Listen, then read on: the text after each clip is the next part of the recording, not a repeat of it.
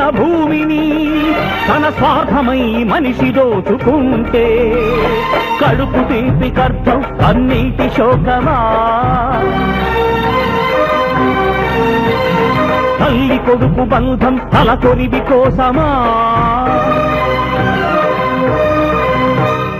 కాదు కాదు అలా జరిగి ప్రగతి ఆగరాదు.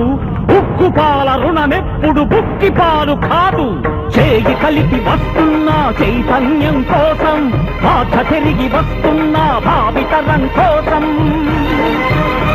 ఆ రామరాజ్య భూమికి సంరక్షణ విధి కోసం. వందే మాతరం, వందే వందే మాతరం. జనగణమన జనయిత్రీ మా భరతభూమి,